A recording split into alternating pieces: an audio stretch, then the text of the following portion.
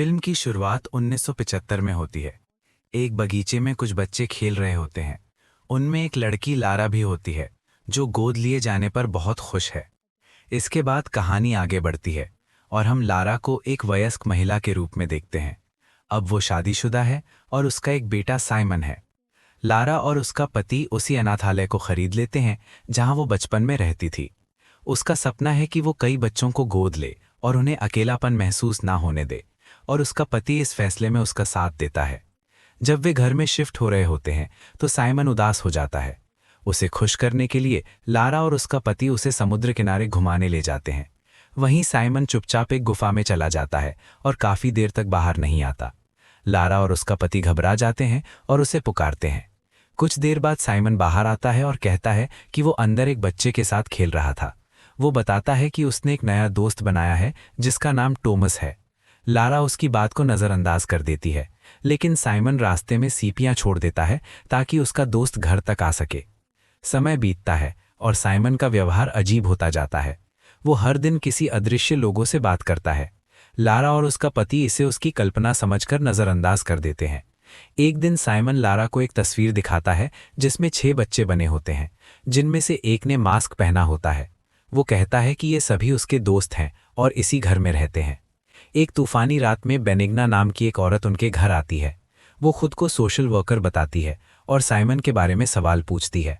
उसकी बातों से पता चलता है कि साइमन लारा का असली बेटा नहीं है, बल्कि गोद लिया हुआ है और उसे एचआईवी है।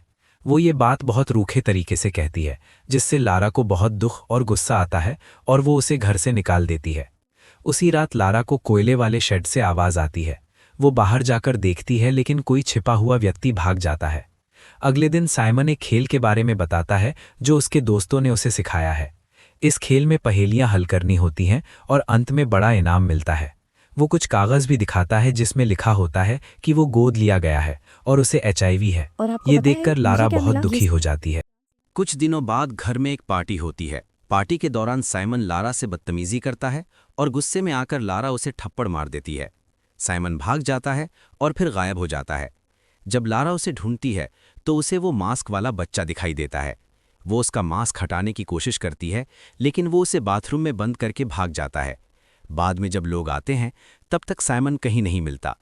पुलिस को बुलाया जाता है, लेकिन कोई सुराग नहीं मिलता। लारा हर जगह खोजती है, कोयले का शेड, गुफा, लेकिन साइमन नहीं मिलता। रात में उसे दीवारों के पीछे से अजीब आवाज़ें सुनाई देती हैं। पुलिस को शक होता है कि बेनिग्ना ने साइमन का अपहरण किया है, लेकिन उसका कोई पता नहीं चलता। 6 महीने बीत जाते हैं। एक दिन लारा एक भयानक हादसा देखती है जिसमें एक औरत बुरी तरह घायल हो जाती है। वो पहचानती है कि वो बेनिग्ना है। पुलिस उसकी जांच करती है और पता चलता है कि वो उसी अनाथालय में काम करती थी। उसका एक बेटा था, टॉमस, जिसका चेहरा खराब था, इसलिए वो हमेशा मास्क पहनता था। एक दिन बच्चों ने उसे परेशान किया और उसका मास्क उतारने पर मजबूर किया। शर्मिंदगी में वो गुफा में भाग गया और तूफान में डूबकर मर गया। इसके बाद लारा एक मीडियम के पास जाती है, जो आत्माओं से बात कर सकती है। उसे पता चलता है कि अपने बेटे की मौत का बदला लेने के लिए बेनिग्ना ने अनाथालय के बच्चों को जहर देकर मार दिया और उनके शव कोयले के शेड में छिपा दिए। लारा को याद आता है कि साइमन ने उसे एक चाबी दी थी। वो उस चाबी से शेड खोलती है और अंदर बच्चों की हड्डियां पाती है। पुलिस उन्हें ले जाती है। लारा का पति ये सब सहन नहीं कर पाता और उसे छोड़कर चला जाता है, लेकिन लारा वहीं रुकती है ताकि वो साइमन के बारे में सच जान सके। लारा अनाथालय को पहले जैसा बना देती है और आत्माओं से संपर्क करने की कोशिश करती है। एक दिन वो वही खेल खेलती है जो साइमन खेलता था। धीरे धीरे आत्माएं उसे सुराग देती हैं और वो एक छिपे हुए दरवाजे तक पहुंचती है। दरवाज़ा खोलने पर उसे एक छोटा कमरा मिलता है। उसे लगता है कि साइमन जिंदा है और वो उसे गले लगा लेती है, लेकिन असल में वो सिर्फ एक भ्रम होता है। सच्चाई सामने आती है, साइमन की मौत बहुत पहले हो चुकी थी और अब सिर्फ उसके अवशेष बचे हैं। फ्लैशबैक में दिखाया जाता है कि पार्टी वाले दिन साइमन खेलते खेलते उसी कमरे में छिप गया था। जब वो बाहर निकलने की कोशिश करता है तो भारी लोहे के पाइप दरवाज़ा बंद कर देते हैं। वो चिल्लाता रहा, लेकिन लारा उसकी आवाज़ नहीं पहचान पाई। आखिरकार वो थक कर गिर जाता है और वहीं उसकी मौत हो जाती है। ये सच्चाई जानकर लारा टूट जाती है। वो अपने बेटे के शरीर को उठाकर ऊपर ले जाती है और गहरे पछतावे में डूब जाती है।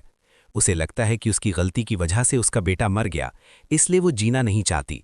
वो बहुत सारी नींद की गोलियां खा लेती है। उसकी मौत के बाद लारा आत्माओं की दुनिया में अपने बेटे और बाकी बच्चों के साथ दिखाई देती है। साइमन उससे कहता है कि वो उनके साथ रहे और उनका ख्याल रखे। लारा खुशी खुशी मान जाती है। अंत में लारा का पति उनके अंतिम संस्कार में शामिल होता है। बाद में वो आखिरी बार उस घर में जाता है। उसे फर्श पर लारा का हार मिलता है। तभी एक दरवाज़ा अपने आप खुल जाता है और वो मुस्कुरा देता है, जैसे उसे महसूस हो कि लारा की आत्मा अब भी वहीं मौजूद है। यहीं पर कहानी खत्म हो जाती है।